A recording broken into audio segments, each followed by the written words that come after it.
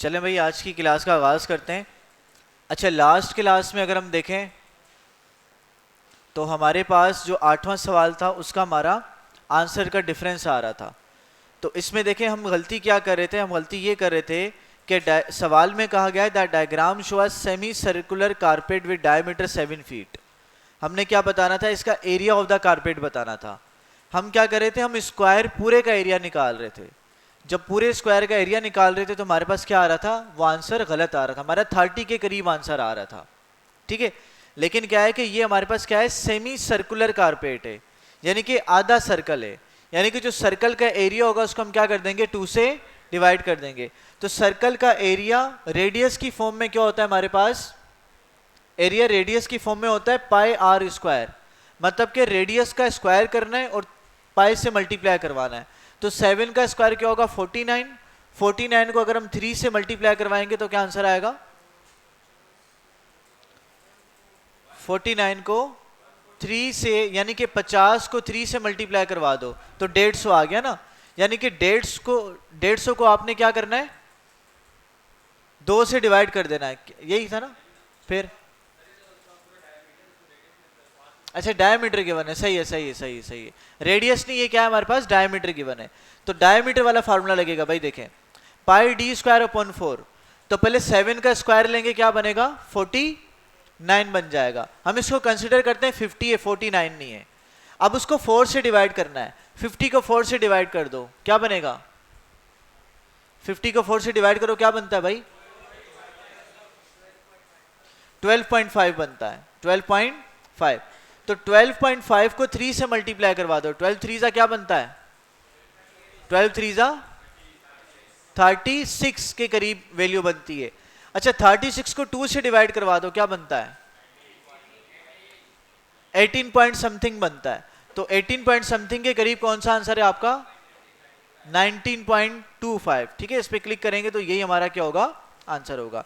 तो देखें, यही बात आपसे कह रहे हैं कि एरिया ऑफ सेमी सर्कुलर क्या होता है, आधा होता है एरिया ऑफ सर्कल के। तो आप ये काम कर लो, पूरा एरिया निकाल के उसको 2 से क्या कर दो, डिवाइड कर दो, जो अभी हमने यही काम हमने किया है। भाई क्लियर हो गया। तो आगे बढ़ते हैं भाई, हमारे पास सर्कल वाला हमने काम कर लिया, यानी कि 2D शेप को हमने बड़ा डिटेल में देख लिया। अब हम बढ़ते हैं 3D शेप्स की तरफ। अच्छा, एक काम करते हैं, हम ट्राइंगल को भी देख लेते हैं, सही है, फिर 3D की तरफ चलते हैं। तो ट्राइंगल को थोड़ा सा हमने जस्ट टच किया था। ट्राइंगल क्या होता है, triangle has 3 side in 3 angle, यानी कि ऐसी शेप, ऐसा पॉलीगॉन जिसकी 3 साइड्स होती हैं और 3 एंगल्स होते हैं, उसको हम क्या कहते हैं, ट्राइंगल कहते हैं। अच्छा भाई, मुझे ये बात बताएं कि ऐसा ट्राइंगल जिसकी तमाम तर साइड सेम होती हैं और तमाम तर एंगल्स भी सेम होते हैं, उस ट्राइंगल को हम कौन सा पॉलीगॉन कहते हैं। मैंने ये नहीं पूछा कौन सा ट्राइंगल होगा, मैं पूछ रहा हूं वो कौन सा पॉलीगॉन कहलाता है। वेरी गुड, वो क्या कहलाता है, रेगुलर पॉलीगॉन कहलाता है। और इरेगुलर क्या होता है, जिसमें सेम साइड और सेम एंगल आपके नहीं होते। चलें भाई, अब देखें ट्राइंगल में क्या होता है, उसकी 3 साइड्स होती हैं और 3 एंगल्स होते हैं, और जो 3 एंगल्स होते हैं हमेशा मिलके क्या बनाते हैं, 180 डिग्री बनाते हैं। अब हमने कल देखा था इक्विलेटरल ट्राइंगल वो होता है जिसकी तीनों साइड्स और तीनों एंगल क्या होते हैं, बराबर होते हैं। आइसोसेलिस, वो आइसो का मतलब होता है 2, यानी कि वो ट्राइंगल जिसकी 2 साइड और 2 एंगल बराबर होते हैं, वो आइसोसेलस होता है। और स्केलन क्या होता है, जिसकी कोई साइड और कोई एंगल बराबर नहीं होता। अच्छा, और भी टाइप्स के हमारे पास कुछ टाइप्स के एंगल होते हैं। हमारे ट्राइंगल के एंगल की बात करें तो हमारे पास 3 तरह के ट्राइंगल होते हैं। एक्यूट ट्राइंगल वो ट्राइंगल होते हैं जिनमें एंगल क्या होता है, 90 डिग्री से, यानी कि तमाम तरह एंगल 90 डिग्री से कम होंगे, उस ट्राइंगल को क्या कहेंगे, एक्यूट ट्राइंगल कहेंगे। और राइट ट्राइंगल क्या होगा, जिसमें एक एंगल कितना होगा, 90 डिग्री का। अच्छा, किसी ट्राइंगल में 2 एंगल 90 डिग्री के हो सकते हैं, इज इट पॉसिबल, क्यों पॉसिबल नहीं है, यासिर बताओ।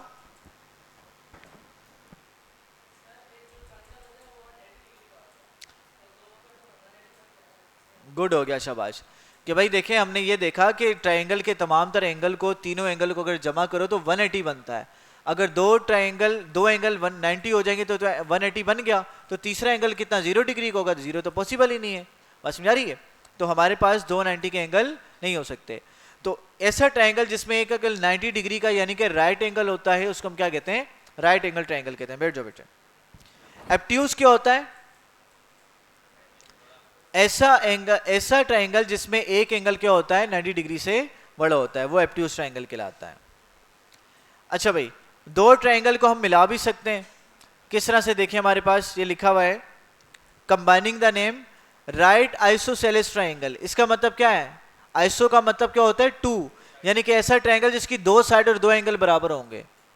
ऐसा ट्राइंगल जिसमें एक एंगल 90 डिग्री का और दोनों एंगल, बाकी दोनों एंगल क्या हो, इक्वल हो, 45 डिग्री के होंगे, तो वो क्या कहलाता है, राइट आइसोसेलेस ट्राइंगल कहलाता है। नीचे प्ले विथ लिखा हुआ है भाई, हम यहां से क्या करते हैं, यहां से अपनी मर्जी के एंगल चेंज करके हम डिफरेंट तरह के ट्राइंगल क्या कर सकते हैं, बना सकते हैं। नीचे आते हैं, तमाम तरह एंगल जमा होके हमेशा क्या, कोई भी आप एंगल बना दो जमा होके क्या बनाएंगे, आपके 180 डिग्री ही आपका बनेगा। ठीक है, ट्राइंगल की खास बात होती है। पैरामीटर क्या होता है भाई हमारे पास, अच्छा भाई देखिए क्या कह रहे हैं, पैरामीटर क्या है, the parameter is the distance around the edges of the triangle.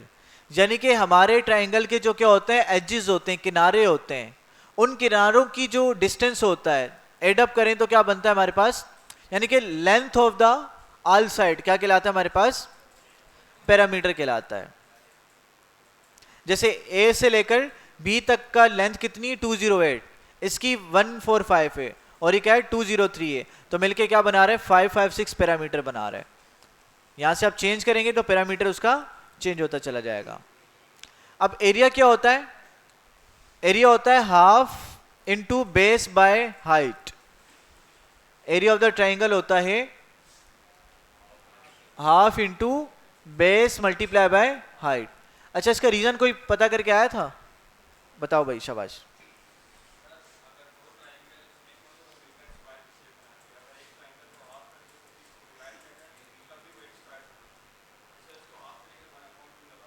अच्छा, आप ये कहना चाह रहे हैं कि भाई दो ट्राइंगल को मिलाया जाए तो क्या बनता है, एक स्क्वायर बनता है, और स्क्वायर का एरिया क्या होता है, लेंथ बाय ब्रेथ होता है, ऐसे ही है, या हाइट बाय ब्रेथ कह लो। तो अगर इसको क्या कर दें, हाफ कर दें, तो हमारे पास क्या बनता है, एक ट्राइंगल बनता है। तो इस वजह से इसका एरिया क्या बनता है, half bye breath by height. Very good भाई, शाबाश, जबरदस्त। और किसी ने फाइंड किया था, सारे नकम्मे हैं, सारे काम चोर हैं, एक ही पढ़ने वाला है। हाँ भाई, आपने भी किया था, जबरदस्त, सही है। हाँ, ऐसी चीज जिसकी चार साइड हो, तो ये हमारे पास एक रेक्टेंगल आ गया, इसकी चार साइड्स हैं, इसको बीच में से मैंने क्या कर दिया, कट कर दिया, ये क्या बन गया हमारे पास, ट्राइंगल बन गया। तो दैट्स वाई हम क्या कहते हैं कि एरिया ऑफ ट्राइंगल क्या होता है, half bye breath by height. अच्छा, यहां पर देख लें बेटा, ये चीज देख लें कि आपने भी ठीक है, स्क्वायर का भी आप कर सकते हैं, लेकिन मेनली जो हमने कंसिडर किया है ना, वो किसको कंसिडर किया है, हमने रेक्टेंगल को लिया है। ठीक है, क्योंकि हमारे पास देखो रेक्टेंगल की अपोजिट साइड क्या होती है, इक्वल होती हैं, यानी कि height bye breath, height bye breath.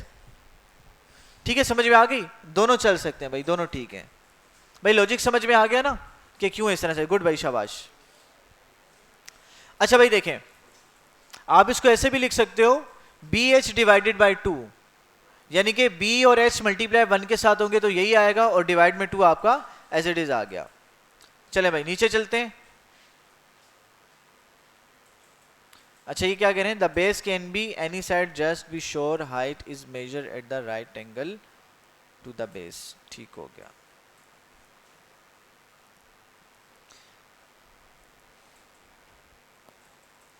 हाँ देखें, नीचे आपसे बता रहे हैं what is the area half of B H. Area half of B H क्यों होता है, लिखा हुआ है imagine you double the triangle flip around one upper edges to make a square like shape. फर्ज करें कि आपके पास क्या है, दो ट्राइंगल हैं, आप उनको जब जमा करते हैं तो क्या बनता है, एक स्क्वायर लाइक शेप बनती है, जिसको हम क्या कहते हैं, पैरेललोग्राम कहते हैं, which can be change to a simple rectangle, जो कि एक सिंपल रेक्टेंगल की फॉर्म में क्या हो जाता है, चेंज हो जाता है। Then the whole area is B H, तो उस रेक्टेंगल का एरिया क्या होता है, ब्रेथ मल्टीप्लाई बाय हाइट होता है। विच इज बोथ ट्राइंगल, जो कि दोनों ट्राइंगल का बनता है, इसीलिए हमारे पास आधा जो एरिया होता है BH का वो क्या कहलाता है, ट्राइंगल का एरिया कहलाता है। भाई क्लियर है यहाँ तक? चलें जल्दी से सवाल कर लेते हैं इसके। दिस शेप इज डैश, ये कौन से ट्राइंगल को बता रही है? देखें इन लाइंस का, जो लाइंस कट कर रही है ना, इसका मतलब है तीनों लाइन सेम है। अ रेगुलर इक्विलेटरल ट्राइंगल, ठीक हो गया भाई, गुड हो गया।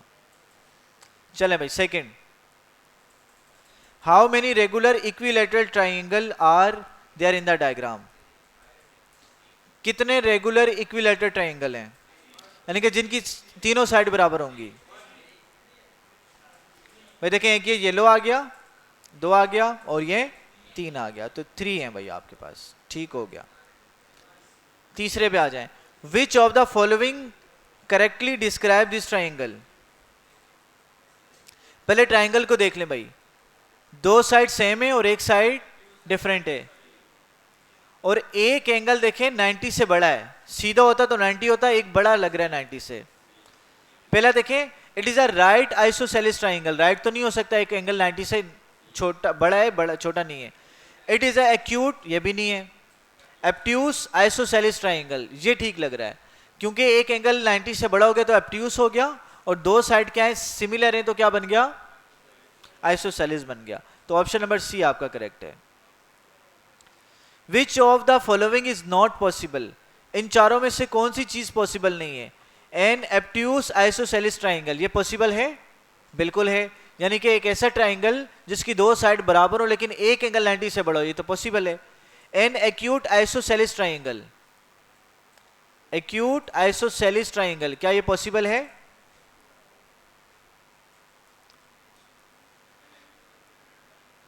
ऐसा देखो, एक्यूट ट्राइंगल क्या होता है, जिसमें 2 एंगल, सारे एंगल 90 से छोटे होते हैं।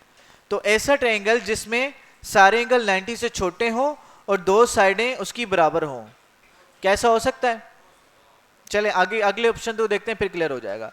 एन एप्ट्यूस इक्विलेटरल ट्राइंगल, एप्ट्यूस ऐसा ट्राइंगल जिसमें एक साइड क्या हो, 90, एक एंगल 90 से बड़ा हो और सारी साइडें बराबर हो, ऐसा पॉसिबल नहीं है। तो ये ज्यादा करीब लग रहा है हमारे एंगल उस आंसर के। एन एक्यूट इक्विलेटरल ट्राइंगल, क्या कह रहे हो? An obtuse equilateral triangle, equilateral triangle क्या होता है? एप्ट्यूस एक साइड 90 से बड़ी हो वो होता है, ठीक है। और इक्विलेटरल क्या होता है? जिसमें तीनों साइडें और तीनों एंगल बराबर हो, तो ये नहीं हो सकता ना। तो एप्ट्यूस भी हो और इक्विलेटरल भी हो, तो ये पॉसिबल नहीं है। तो ऑप्शन नंबर सी हमारा ठीक लग रहा है, ठीक है भाई। तो ये बात कह रहे हैं, an obtuse triangle has an angle greater than 90 degree, an acute, acute में सारे 90 से छोटे होते हैं। एप्ट्यूस आइसोसेलेस ट्राइंगल पॉसिबल है, यानी कि 30-30 के 2 एंगल ले लो और एक 120 का ले लो, तो एक 90 से बड़ा हो गया, 2 90 से छोटे हो गए। Acute isosceles triangle is possible, acute isosceles triangle भी क्या होता है, पॉसिबल होता है। किस तरह से भाई देखें, 2 50-50 के ले लिए और एक आपने कितने का ले लिया, 80 का ले लिया, तो तब भी क्या बन रहा है, एक एक्यूट आइसोसेलेस ट्राइंगल बन रहा है, ठीक है, समझ में आ गई? अच्छा भाई चलें भाई आगे। The diagram show a rhombus if the diagonal of the rhombus are drawn in the 4 triangles that are formed। क्या कह रहे हैं भाई, अगर हम क्या करते हैं, एक रोम्बस हमारे पास मौजूद है, अगर हम उसके डायगोनल ड्रॉ कर देते हैं, अगर इस तरह से डायगोनल ड्रॉ करते हैं, डायगोनल क्या होता है, जो क्रॉस में मिलाते हैं, 2 अपोजिट कॉर्नर्स को लाइंस मिलाती है, इसको डायगोनल कहते हैं। अगर इसके डायगोनल ड्रॉ कर दें तो कितने ट्राइंगल मिलते हैं, 4 ट्राइंगल हमें मिलते हैं, ठीक है। फिर सवाल क्या है इनका, if the diagonal of the drawn the 4 triangle are form are, ये किस तरह से, किस तरह के ट्राइंगल होंगे, किस तरह के ट्राइंगल होंगे भाई। अब यहां पर याद रखिएगा भाई, जब भी 2 लाइंस एक दूसरे को क्या करती हैं, कट करती हैं, क्या करती हैं, जब भी 2 लाइंस एक दूसरे को कट करती हैं तो अपोजिट एंगल्स क्या होते हैं, इक्वल होते हैं। अपोजिट इक्वल जो बन रहे होते हैं एंगल, वो क्या होते हैं, इक्वल होते हैं। तो देखें कौन सा पॉसिबल है। पहले तो देखते हैं रोम्बस क्या होता है।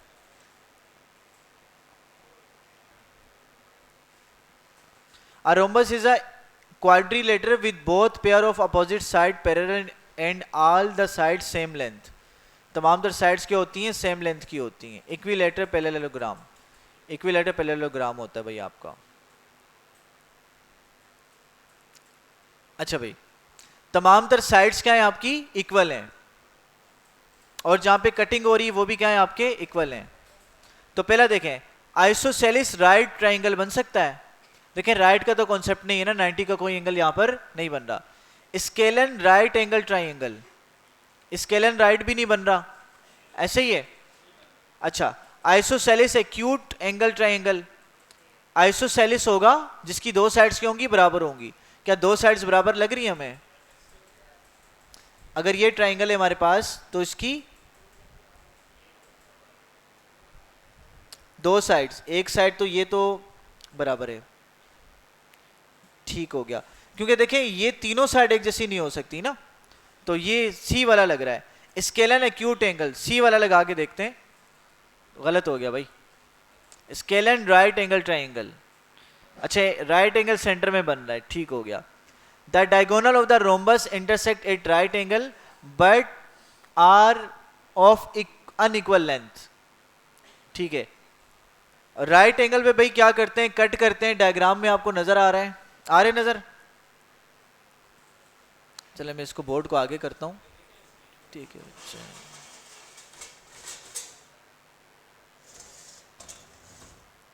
अच्छा भाई, अब ठीक है भाई, देखें एक एंगल हमारा कितना आ गया, 90 डिग्री का आ गया, क्योंकि कट 90 डिग्री पर कर रहा है, लेकिन इनकी लेंथ क्या होगी आपकी, अनइक्वल होगी। The four triangle are scalene right angle triangle, यानी कि हमारे पास जो उनसे चार एंगल होंगे, राइट एंगल होंगे हमारे पास। The only exception would be if the rhombus was also a square, in which case the triangle would be isosceles right angle triangle, ठीक है भाई, ठीक है। चले आगे चलते हैं। What is the area of triangle, इस ट्राइंगल का एरिया क्या होगा, जल्दी से निकालें भाई, क्या होगा?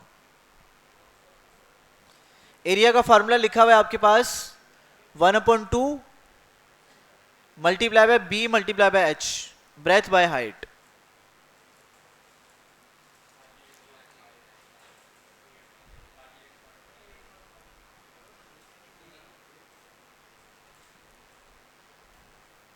$38.5, कितने बच्चे कह रहे हैं भाई?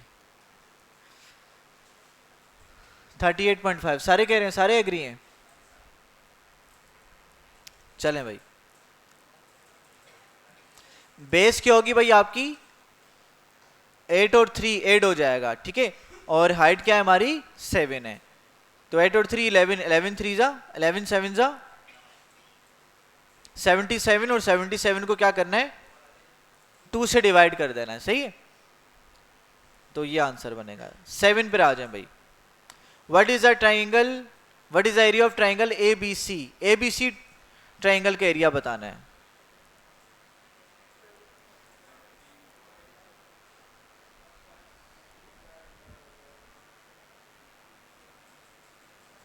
क्या करना है, पहले बेस को हाइट से मल्टीप्लाई करवा दो।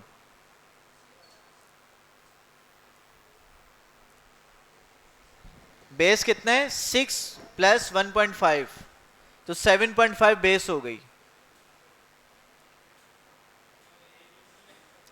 7.5 और 5.8,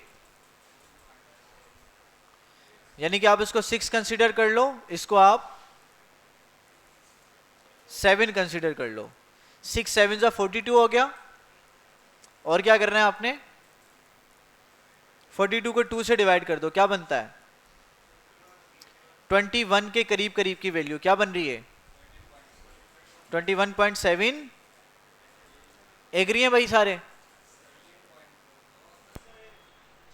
कितने बच्चे एग्री नहीं है? 17.24 कितने कह रहे हैं, 17.4।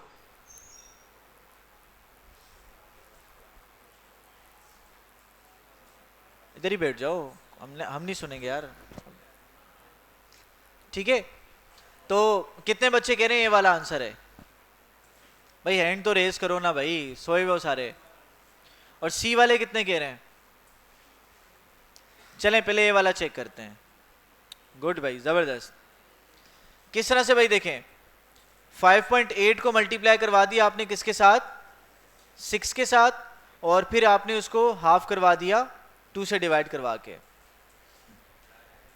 इसका बताएं भाई, the area of triangle is 42 unit square, what is the height of the triangle? 7। भाई देखें एरिया गिवन है कितना आपको, कितना गिवन है? 42, और आपके पास बेस आपको गिवन है 12। आपने मालूम करनी हाइट कितनी है, तो फार्मूला आपके पास है बेस बाय हाइट, तो मल्टीप्लाई करवा दें। 2 एरिया के पास जाके मल्टीप्लाई हो जाएगा, डिवाइड हो रहा है, और बेस मल्टीप्लाई तो डिवाइड हो जाएगी जाकर। ठीक है, यहां से क्या रह जाएगी? हाइट रह जाएगी। एरिया को 2 से मल्टीप्लाई करवाएं, क्या आ जाएगा? 84। 84 को 12 से डिवाइड करवा दें, क्या आंसर आएगा? 7। चलें भाई 7 लगा दें। ठीक है भाई, तो 7 हमारा क्या आ गया? आंसर आ गया। आगे चलते हैं 9 पर। The area of the triangle is 22.5 unit, what is the length of the base of the triangle? आपने बेस बतानी भाई, क्या लेंथ होगी उसकी?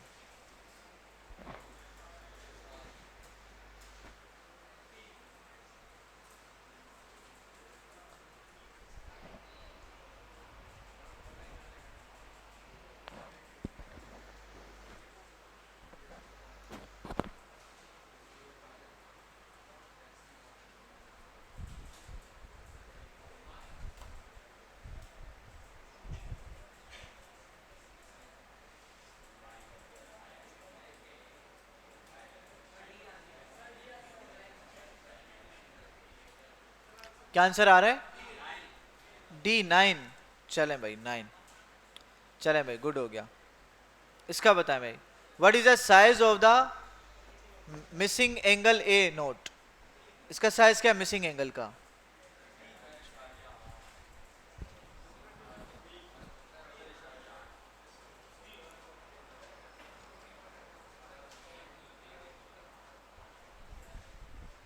हाँ भाई, क्या आंसर है? बी। कैसे निकाला भाई?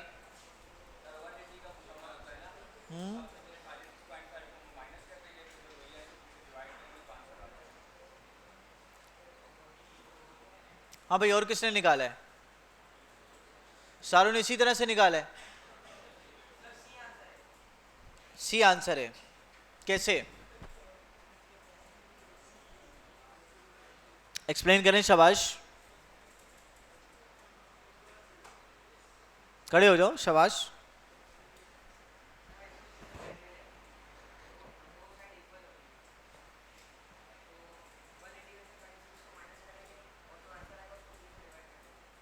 उसको 2 से डिवाइड कर देंगे, ठीक हो गया।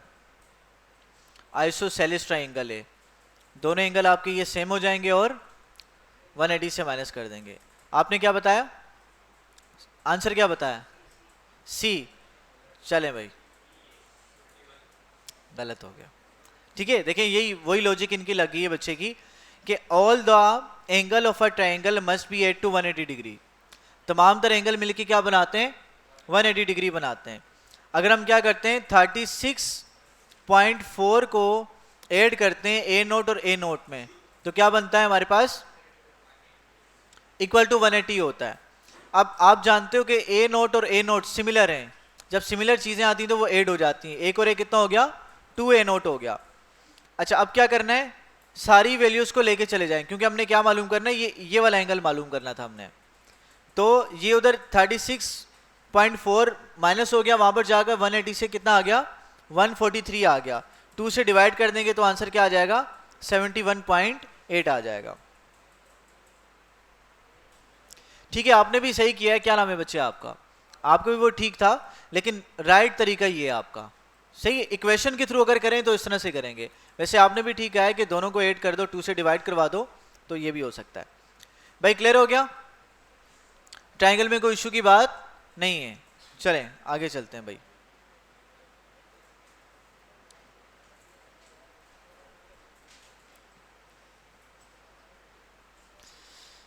राइट एंगल ट्राइंगल हो गया, ट्राइंगल्स हो गया, क्वाड्रिलेटरल रोम्बस हो गया।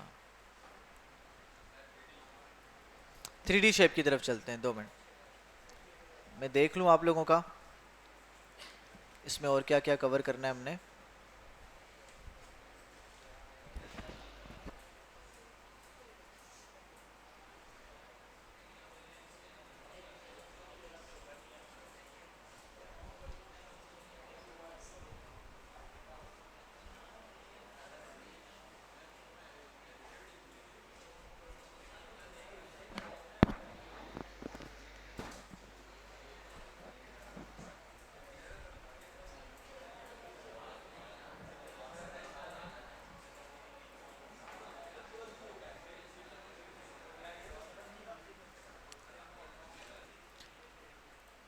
अच्छा भाई देखें, अब तक ज्योमेट्री में हमने क्या पढ़ा?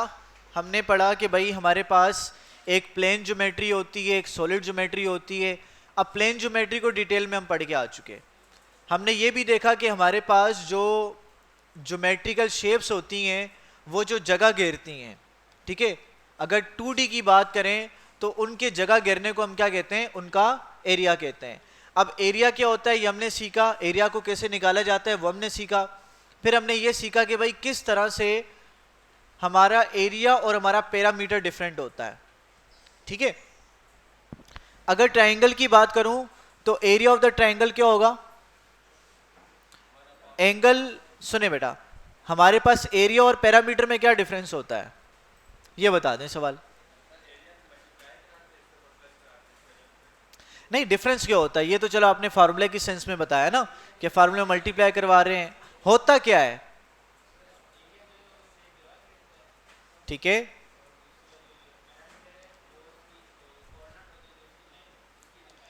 सही हो गया। और कोई ऐड करना चाहेगा कि पैरामीटर और एरिया में क्या फर्क होता है?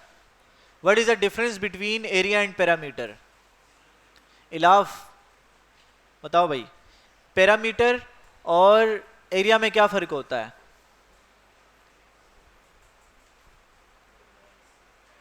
नहीं जहन में नहीं आ रहा, चलो बैठो। हाँ भाई अब्दुल्ला, अभी आए आप दोनों? पहले से मौजूद थे, अभी आए हो? क्यों?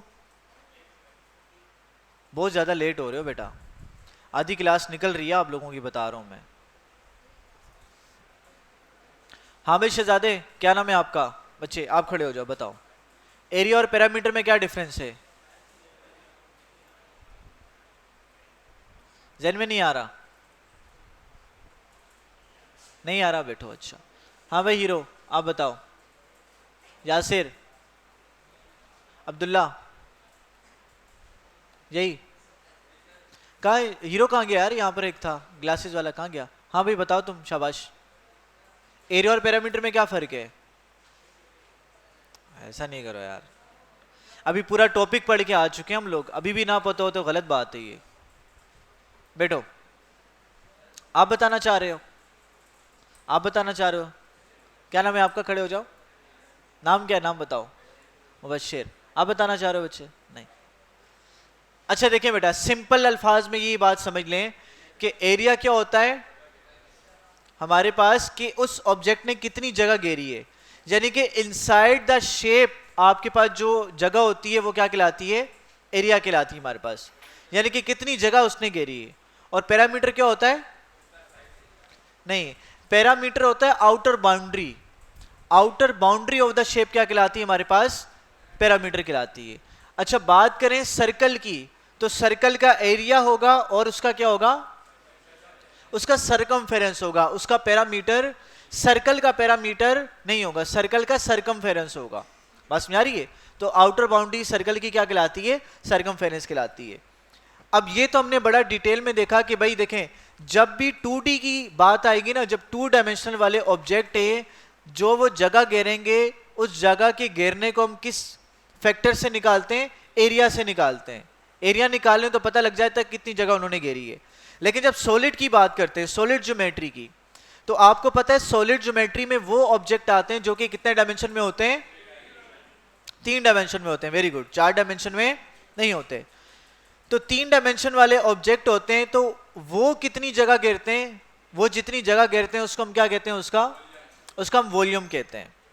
जब भी कहा जाएगा कि भाई एक 3 डायमेंशन वाले ऑब्जेक्ट ने कितनी जगह घेरी है, तो हम क्या बताएंगे? इसका वॉल्यूम मालूम कर लो। आप समझ में आ गई? अब देखते हैं कि कौन कौन से ऑब्जेक्ट हमारे पास 3 डायमेंशन में आते हैं और किस तरह से हम उनको देखते हैं।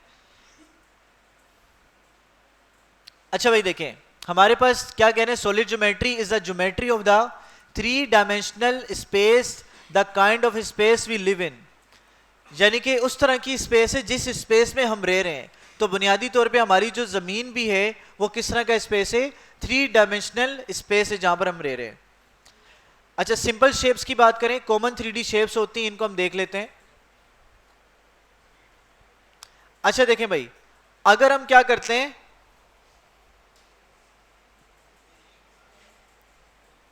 अगर हम सर्कल को 3 डायमेंशन में लेके जाते हैं तो क्या बनता है? हमारा स्फेयर बनता है। स्फेयर क्या होता है? इसके कुछ इंपॉर्टेंट पॉइंट हम देखते हैं। ये स्फेयर आपको यहां पर नजर आ रहा है, ठीक है। अच्छा, notice these interesting things, it is perfectly symmetrical. ये क्या होता है? हमारा परफेक्टली सिमेट्रिकल होता है। सिमेट्रिकल का मतलब क्या होता है? एक जैसा। गुड, एक ही सिमेट्री होती है। All point on the surface are the same distance are from the centre.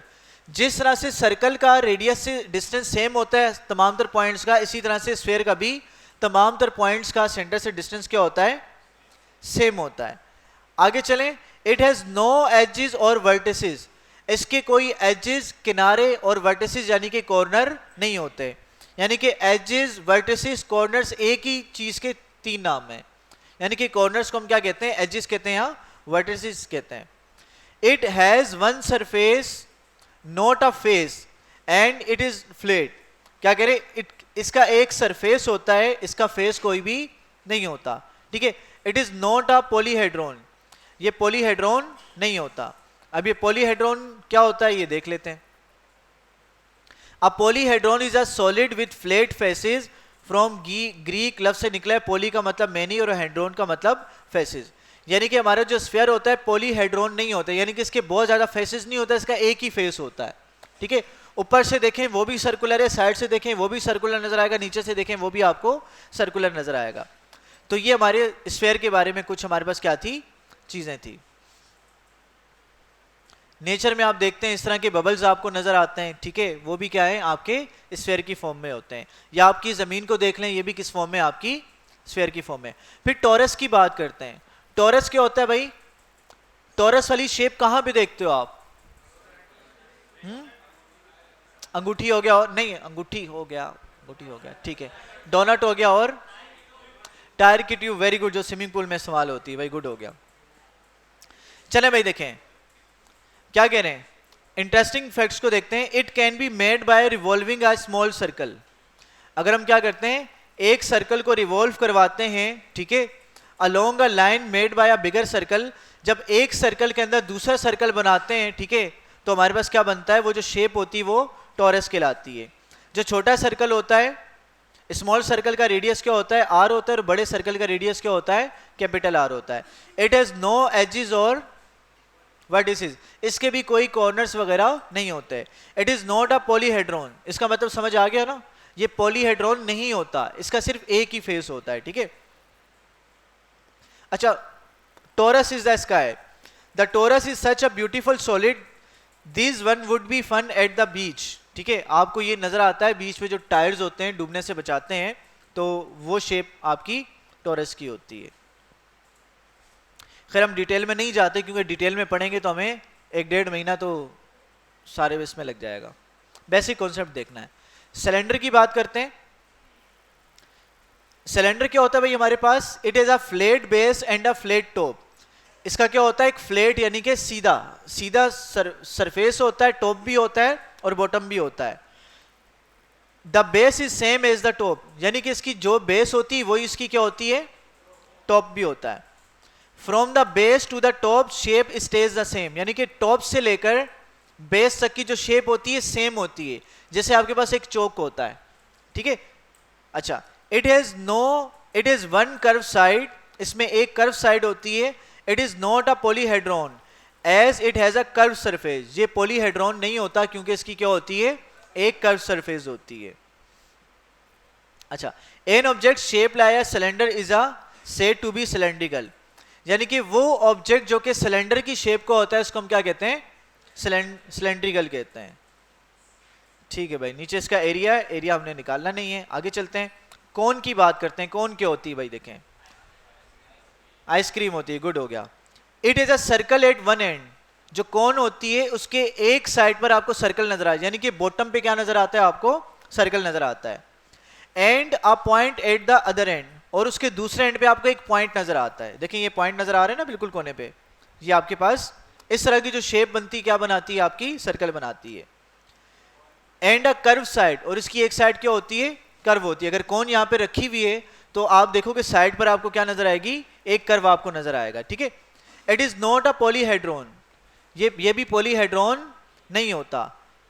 As it has a curve surface, क्योंकि इसके पास क्या होती है, कर्व सरफेस होती है, फेस नहीं होता है इसका। और इसके नीचे बॉटम वाले पार्ट को हम क्या कहते हैं, बेस कहते हैं, और ऊपर वाले पॉइंट को क्या कहते हैं, अपेक्स कहते हैं। चलें भाई आगे चलते हैं। हमारे पास से नेक्स्ट है क्यूब। क्यूब क्या होता है भाई, देखें इट हैज 6 फेसेस, इसमें 6 फेसेस होते हैं हमारे पास।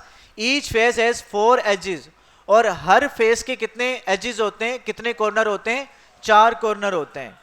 और वो एक कॉर्नर क्या होता है, आपका स्क्वायर होता है। इसलिए मैंने कहा था कि जब भी स्क्वायर को 3 डायमेंशन में लेके जाते हैं तो क्या बनता है आपका, वो आपका क्यूब बन जाता है। इट हैज 12 एजेस, और जब 6 फेसेस हैं तो कितने बन जाएंगे, 12 एजेस आपके बन जाएंगे, ठीक है, 12 किनारे बन जाएंगे। इट हैज 8 वर्टिसेस, इसके 8 कॉर्नर होते हैं। And each vertex 3 edges meet, और हर वर्टेक्स क्या होता है, 3 किनारों को मिला रहा होता है, ठीक है। It is one of the platonic solid, ये क्या कहलाता है, प्लेटोनिक सॉलिड कहलाता है। प्लेटोनिक सॉलिड क्या होता है, देखें भाई, a platonic solid is a 3D shape where each face is the same regular polygon, यानी कि ऐसा सॉलिड जिसकी जो तमाम तर फेसेस होते हैं वो क्या होते हैं, रेगुलर पॉलीगॉन होते हैं। और पॉलीगॉन के बारे में हम पढ़ के आ चुके हैं, क्या होता है पॉलीगॉन, जिसकी एक से ज्यादा स्ट्रेट साइड्स होती हैं, ठीक है। The same number of the polygon meet as the, और इसमें एक और बात क्या है पेलाटोनिक में, कि हर जो पॉलीगॉन होता है हर वर्टेक्स पे क्या होता है, मिलता है, ठीक है। और हर पॉलीगॉन एक ही वर्टेक्स पे मिल रहे होते हैं आपके।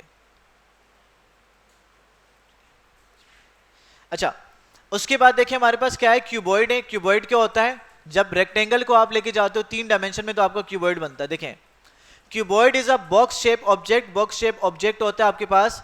It has 6 flat faces and all the angles are right angle, इसमें 6 फेसेस होते हैं और तमाम तर जो एंगल होते हैं वो राइट एंगल होते हैं। And all of its faces are rectangle, इसके तमाम तर जो फेसेस होते हैं वो क्या होते हैं, आपके रेक्टेंगल होते हैं। जैसे क्यूब के क्या होते हैं, स्क्वायर होते हैं।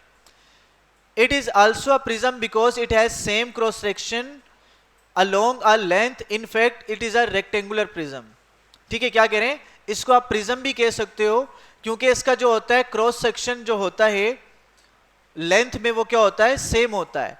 In fact it is a rectangular prism, इसको हम क्या कहते हैं, रेक्टेंगुलर प्रिज्म भी कहते हैं। जैसे इसकी कुछ मिसालें आपको डेली लाइफ में मिलती हैं, जैसे बिल्डिंग हो गई, बॉक्स हो गया, क्यूबॉइड्स हो गए क्लासरूम में, बॉक्सेस हो गए मॉडल ट्रेन में, और कुछ इस तरह का आपके पास शेप यहां पर बनी हुई है, ठीक है।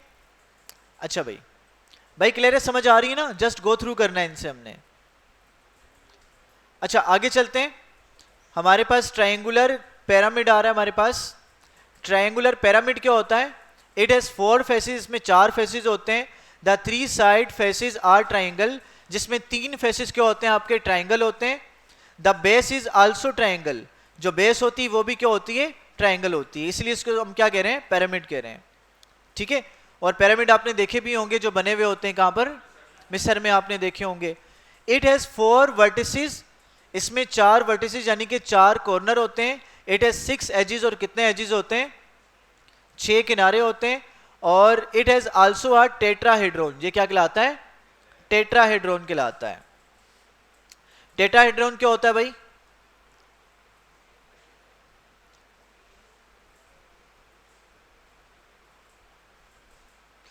When we have more than one tetrahedron, they call tetrahedra. अच्छा भाई, टेट्राहेड्रॉन क्या है? इक्विलेटरल ट्रायंगल, यानी कि ऐसा ऑब्जेक्ट जिसमें क्या है, जिसके 4 फेसेस हों और हर फेस क्या हो? इक्विलेटरल ट्रायंगल हो आपके पास, ठीक है? टेट्राहेड्रॉन की कैटेगरी में आता है।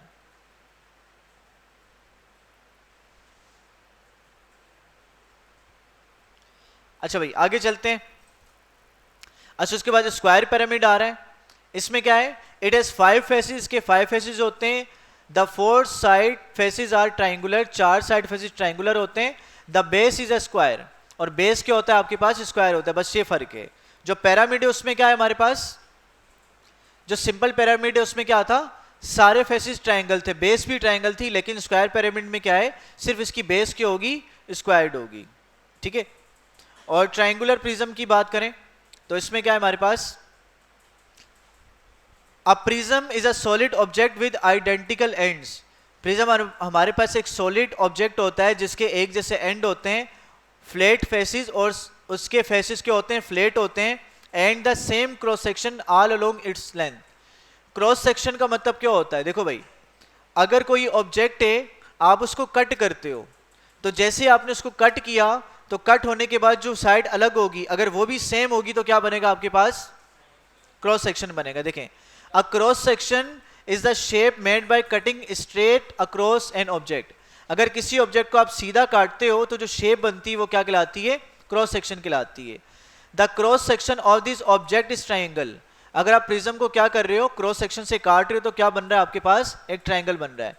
It has the same cross section along its length, यानी कि किसी भी लेंथ से आप इसको काटोगे तो क्या बनेगा? आपको सेम ऑब्जेक्ट मिलेगा, ठीक है? So it's a triangular prism, तो इसीलिए इसको हम क्या कहते हैं? ट्रायंगुलर प्रिज्म कहते हैं, ठीक है? यहां से अगर आप काट लो तो ट्रायंगल बनेगा, यहां से काट लो तो ट्रायंगल आपको नजर आएगा, ठीक है? तो इसको इसलिए हम क्या करें? इसको ट्रायंगुलर प्रिज्म कह रहे हैं, ठीक है भाई? तो यहां तक हमारे पास क्या था? हमारी ये 3D ऑब्जेक्ट क्या हो गए? हमारे एंड हो गए। इसमें कोई भाई है, कोई इशू है, मसला है तो भाई पूछ लें।